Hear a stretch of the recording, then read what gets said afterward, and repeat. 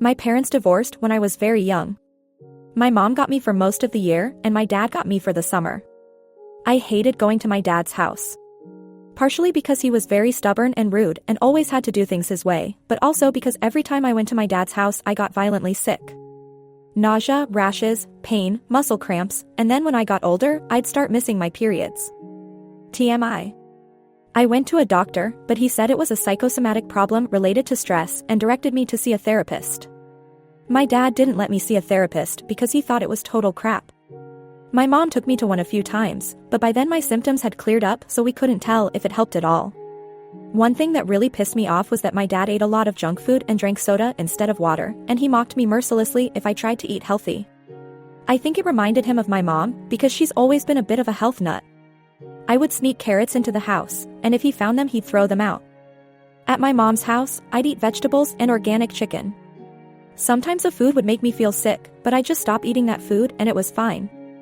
I got into the habit of turning down any food offered to me because I didn't know if it was safe. I just explained it away as being a picky eater. And then, when I was 16, a new girl moved to my school. I became friends with her, and after a couple months I noticed that she avoided all the same foods as me. I mentioned it in passing like, "Hey, isn't that weird?" and she got concerned and told me that she had celiac disease and I should get myself checked. I got checked, and sure enough, I had it. Everything suddenly made sense. I was so excited to finally understand what was wrong that I told everybody I knew. I told all of the people who I thought were my friends. And they didn't really react well. They acted fine at first, but I noticed that they were all doing the slow fade on me. I confronted my closest friend about it and she said that they all thought I was faking it for attention. They'd only heard about gluten-free diets as a stupid fad. I broke down crying and told her all about how horrible I felt when I had to go to my dad's house and how I couldn't believe that she didn't believe me, and she was horrified. She turned around and became my biggest supporter. She talked to the others, but they still thought I was full of shit and feeding her lies, so we decided it was best to break it off with them. My birthday is in August, so I had 2 more summers with my dad left to go through after I found out. He took the revelation about my disease even worse than my ex-friends. He would scream that I thought I was better than him and I was making up medical problems because I wanted to be special and that he wouldn't put up with that shit. I offered to take him with me to the doctor, but he said that doctors are scam artists and he didn't believe anything they said. It was horrible. It got to the point where he started sabotaging my food and cursing at me when I got sick. So, I've gotten pretty wary about telling people about the disease. Between my personal experiences and hearing people make fun of gluten-free food on TV and the internet, I've decided I'm not comfortable with telling new people. I know that's cowardly, but I'm so afraid of what people will think of me. This is my last summer with my dad, and it's the last summer with my dad. He can rot in hell for all I care, he treats me like shit. I've only got to tough it out for another few weeks, that's not my problem. I can already hear your advice about leaving my dad's house or calling CPS, and respectfully, I've made my decision that it's easier just to stay for the next 3 weeks and then leave forever. Please don't focus on that part. This is the problem I need help with. My best friend and I have made a new group of friends. They're great people, really fun. We play role-playing games every weekend. We've been hanging out since May. There's 10 or 11 of them, depending on whether you count this guy who doesn't regularly attend games. My best friend approached me yesterday and told me that the rest of the group has been talking behind my back. They've put together the fact that I constantly turn down food and that I'm very picky about what I eat and that I've been getting thinner and acting sick because I've been living with my dad, and come to the conclusion that I have anorexia. They're planning on staging an intervention for me next weekend. Guys, I don't know what to do. This is such an awkward situation. I know I should tell them, but I'm so scared they're going to reject me. They've already got this idea in their heads about what's wrong. At this point, I'm afraid they'll think I'm just making excuses. And I've been burned before. I lost a ton of friends by telling them about my disease. Yeah, they were dicks, but it fucking hurt. How do I do this? How do I explain it so they'll believe me? I can't handle any more people calling me a liar. I'll have a mental breakdown. This disease has ruined my life in so many ways. I just wanted to have this one part of my life separate from that. Please, Reddit, give me advice. TLDR, I can't eat gluten. That means I have to turn down food a lot and I'm in a situation where it's forced on me, so I'm sick and losing weight. The last friends I told accused me of lying and broke it off with me, so I haven't told my new friends. They got the wrong idea and now think I'm anorexic. They're going to hold an intervention next weekend and I have no idea what to say. Update 1. Hey, guys. Thanks for all your help. The intervention was yesterday and I figured you guys would want to know how everything went. A few hours before game started, one of my friends, let's call him Zach, texted me asking to come to his house. He hosts the games, early because he wanted to discuss gaming terms that will be nonsense to most of you. I figured this was probably the intervention and texted my best friend. I think there was some confusion in the last post. This is the friend who was with my other friend group who I poured my heart out to, then she followed me to the new group. Let's call her Laura, to ask if she'd been invited too. She hadn't, so I asked her to come with me. Before I went to his house, I did something a little cheeky inspired by one of the comments on the last post. I went and picked up some gluten-free Chinese food from a place I frequent. They have this amazing vegetable fried rice that I've fallen in love with. They're really careful about cross-contamination. I've been eating there for years and never gotten sick. I brought the food with me to Zach's house, along with Laura and my notebooks and dice for role-playing. Zach seemed really taken aback that Laura was there. I asked him if he had a problem with it, because if we were going to talk about complicated gaming things, then she should be part of the conversation because of her qualifications. I'm really sorry, I'm trying not to drop a crap ton of gaming jargon on y'all. He awkwardly said that it was fine. Then I said something like, is it alright if I eat something while we do this? I missed lunch and I'm really hungry. And pulled out the Chinese food. He said it was fine but seemed kind of alarmed, like I was freaking him out. I started eating and he started his pitch. I didn't actually call you here to talk about game crap. Me and some of the others have noticed some things recently that we're concerned about and they elected me to talk to you about it. I said, okay. He listed off a bunch of things that I've been doing that made them worry about me.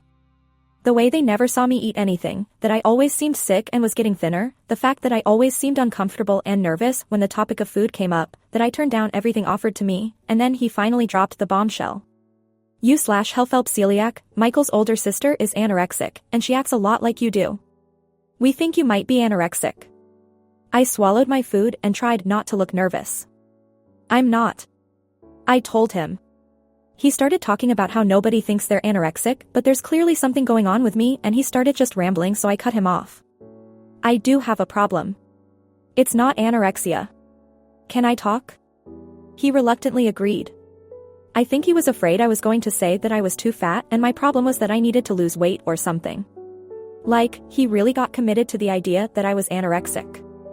I'm going to try to paraphrase what I said here because I was very proud of myself for it. I know I'm losing weight in an unhealthy way, but it's not on purpose. I have a disease that means I can't eat grains like wheat, barley, and rye. When I do, I get very sick and my body starts ripping up my stomach and I can't digest much of anything, even things that don't have those grains in them. It's not just an allergy, it does serious long-term damage to me. If I ate a piece of bread, I would break out in rashes, I'd start throwing up, and I might get stuff that seems unrelated like horrible muscle cramps. When I turn down food, it's because you guys offer me stuff like Doritos and PB and JS. If I ate that stuff, it would make me violently ill.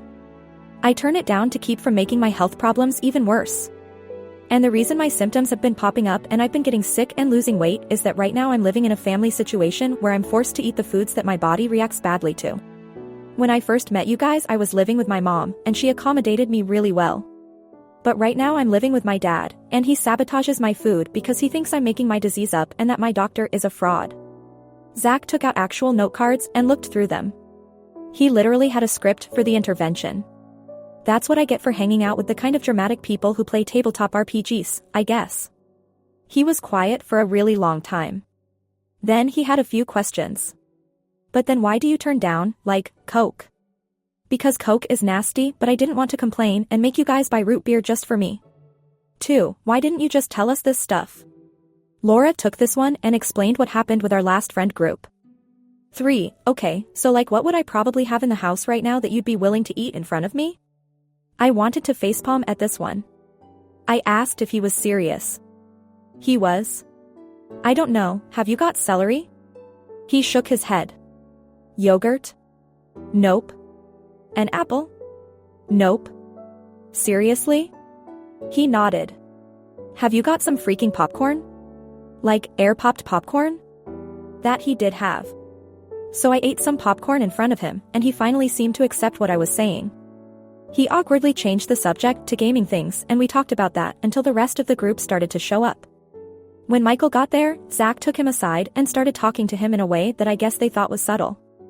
They kept looking over at me and they weren't keeping their voices down very well. Michael asked if I seemed defensive and Zach shrugged and said not really. I pointedly ate popcorn for the rest of the game.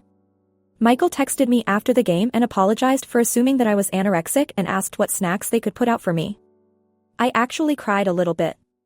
I was worried about getting kicked out, but they immediately moved to accommodating me. They're nice people. Update 2. After the whole popcorn eating spectacle, I thought I was in the clear. Zach and Michael were being super supportive, asking me about gluten-free snacks and even trying to make sure I was comfortable during games. It was really nice, like, for once, people actually got it. But of course, peace doesn't last long in my life. The first major curveball hit when Laura texted me a couple days after the intervention, telling me that someone in the group, let's call him Rick, had been going around saying I was still lying. Yeah. Lying. Rick, who up until that point had been mostly quiet, suddenly decided to stir up drama by claiming I just came up with this whole celiac story to dodge the anorexia intervention. According to him, no one could be that allergic to food. And he wasn't saying it just behind my back, he'd been feeding it to some of the others. At first, I didn't want to believe it. I mean, who does that? But when I saw the group chat blow up with vague messages about trust and deception, I knew it was Rick. And things were getting bad. People who'd been really friendly were suddenly distant and weird. Even Zach, who had been such a champion for the cause, started pulling back. Laura, being the awesome person she is, confronted Rick directly and called him out. But Rick wasn't backing down. Then, this is where it gets really outrageous. We had a game night scheduled, and I wasn't sure if I even wanted to go. I was exhausted from all the drama, but Laura convinced me that if I didn't show up, it would just prove Rick right. So, I reluctantly agreed to go. Now, picture this, I walk into the house, and Rick's sitting there like some kind of smug villain in a bad TV drama. Everyone's already tense, and it's obvious that something's about to go down. I sit next to Laura, trying to keep my head down, but Rick's staring at me like he's waiting for the right moment to strike. We're halfway through the game when he finally says, so, you/Helphelp Celiac, I've been thinking. If you're really as allergic as you say, how come you didn't react to that popcorn the other day? Cue awkward silence.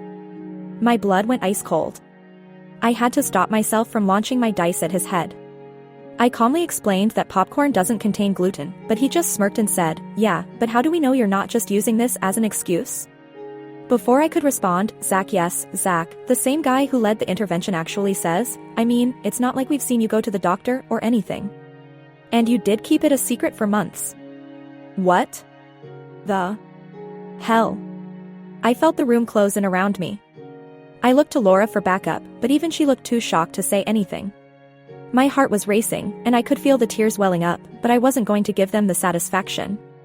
I grabbed my bag, stood up, and said, if you guys really think I'm lying about something that's literally destroying my health, then I don't need to be here. Enjoy the game. And I walked out. Yep, just like that. No dramatic speech, no crying. Just a straight-up exit. Laura followed me, of course, because she's the best, but I was fuming. We sat in her car for a while, and I was honestly shaking from anger. How did things get so bad so quickly? Now here's the kicker.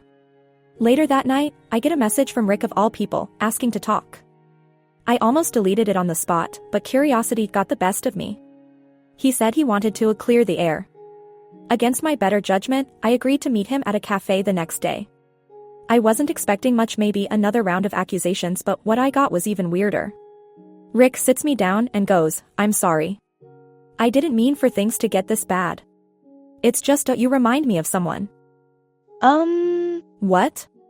Turns out, Rick's older sister faked a severe food allergy when they were younger to get out of family meals, and it caused a lot of issues in their family. Like, massive blowouts, trust broken, the whole 9 yards. He admitted that when I told the group about celiac, it triggered something in him. He didn't believe anyone could have a reaction that serious without exaggerating, because of his experience with his sister. And apparently, he started spreading doubts without realizing how far it would spiral. I just stared at him, dumbfounded. I didn't know whether to scream or sympathize. He was sitting there, looking like a kid who just got caught stealing candy, waiting for me to forgive him. And honestly, I couldn't. Not right then. I told him, look, I get that you've been through some stuff, but you put me through hell these past few weeks. I don't know if I can forgive you for that, but I appreciate the apology. And then I left. Again. This is becoming a theme in my life, apparently. So, where does that leave things? Honestly, I have no idea. The group chat has been quiet since then. Laura's been sticking by me, and a couple of others have texted, but I can feel the distance between us now. I don't know if I'll go back to gaming with them.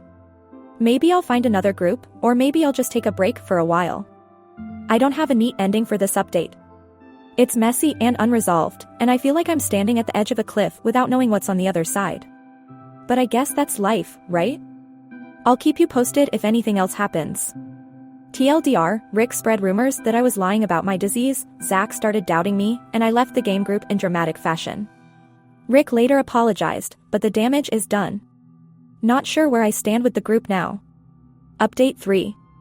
After Rick's half-baked apology, I decided to stay away from the group for a while. Honestly, I needed the space. The trust was broken, and I didn't know if I could ever feel comfortable around those people again. Laura and I started hanging out more on our own, and I was really considering just washing my hands of the whole thing. But then, about 2 weeks later, Zach messaged me out of the blue, asking if we could meet. Now, I was still pissed at him, but there was a tiny part of me that wanted to know what he had to say.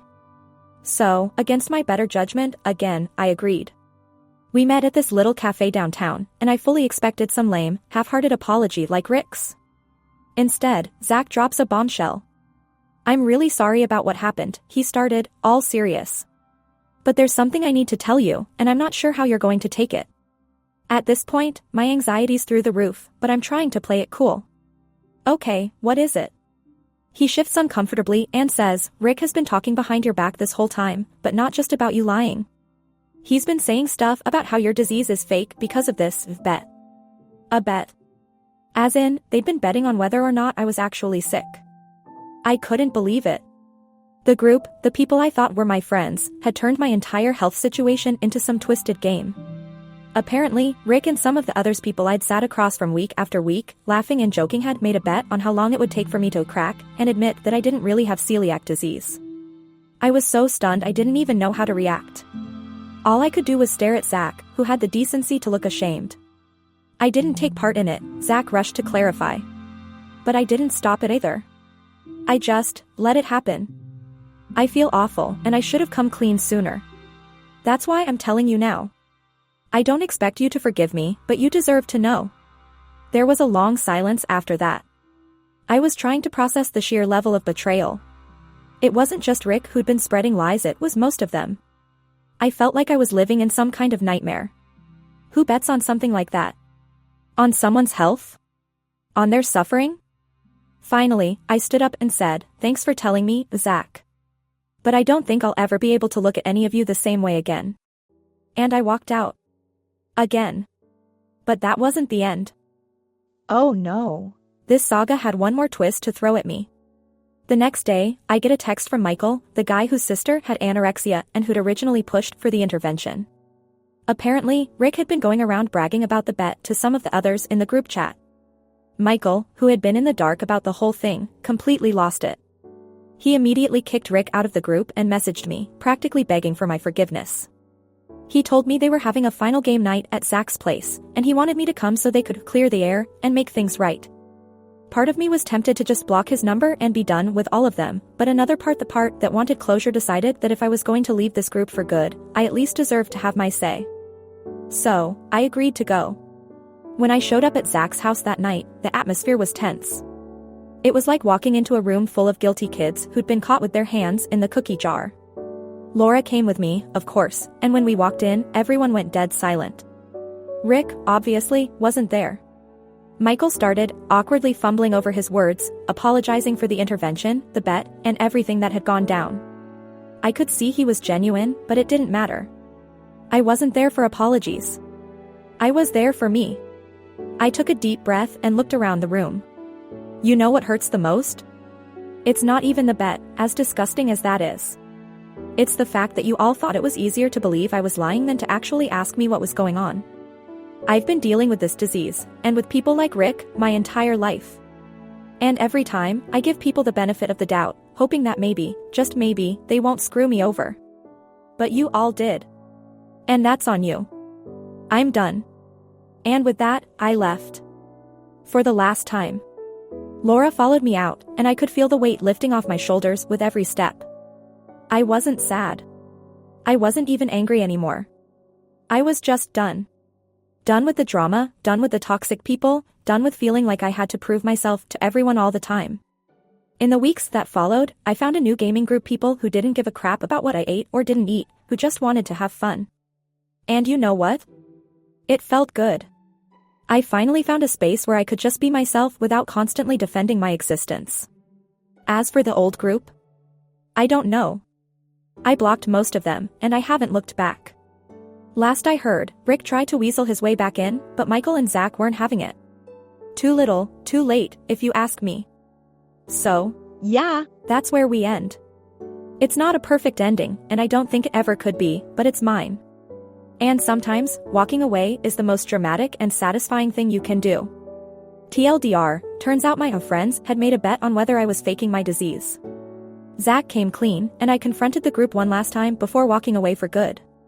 Found a new gaming group, and I'm finally at peace.